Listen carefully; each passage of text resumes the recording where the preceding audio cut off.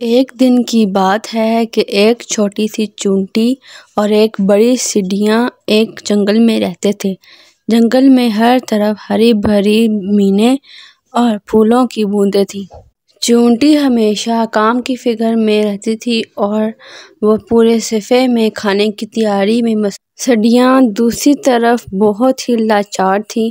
وہ موسم خزاں کی انتہائی موسم کے انتظار میں رہتے تھے اور اپنی موسیقی کی تلواروں کی بجائیوں کے ساتھ وقت گزارتے تھے۔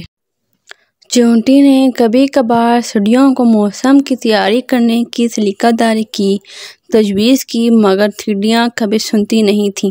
جب خزاں آئی تو جنگل کے درختوں کی پتیاں سرخ ہو گئیں اور جگہ جگہ پھولوں کی خوشبو بکھر گئی۔ چونٹی نے اپنی محنت کا پھل اکٹھا کرنا شروع کیا اور وہ اپنی گنبد کو بھرنے کی تیاری میں۔ سیڑھیاں اب بھی موسیقی کی لذت لیتی رہیں اور اپنی زندگی کو ادا کرنے کا لطف اٹھاتی رہیں۔ وہ سوچتی تھیں کہ موسم کی تیاری کرنا پرانے وقت کی بات ہے اور وہ اس موسم کے لیے کافی وقت ہے۔ موسم کا وقت آیا اور جنگل کی سرسبز زمینوں نے اپنی خوشبو دکھانی شروع کی۔ چونٹی کی گنبد پر ہو گئی تھی اور وہ اب کھانے کی بندوبست تیاری کرکے آرام کر رہی تھی۔ سیڑھیاں جو موسم کی تیاری نہیں کی تھیں، اب بھی اپنی موسیقی کے بغیر وقت گزار رہی تھیں۔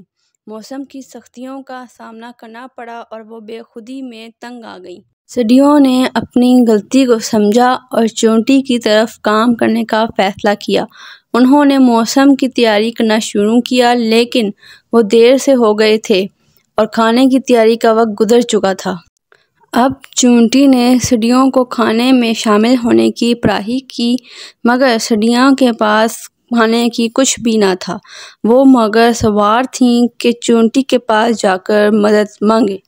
چونٹی نے سیڑھیوں کو کھانا دینے کی کچھ کمی کے سبب اپنی مدد دینے سے انکار کر دیا۔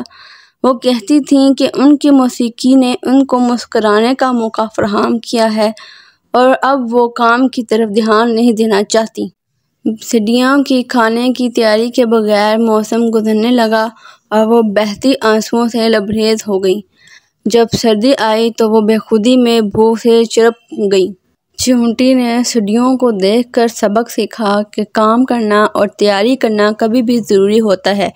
اگر وہ پہلے سیکھتی تو شاید وہ اب تک کر رہی ہوتیں اور ان کی کوئی مشکل نہیں ہوتی۔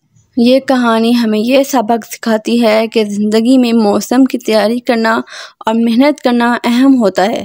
ہمیں اپنی زندگی کو صحیح طریقے سے جینے کی تیاری کرنی چاہیے تاکہ ہم بدلتے موسمات میں بھی کامیاب رہ سکیں۔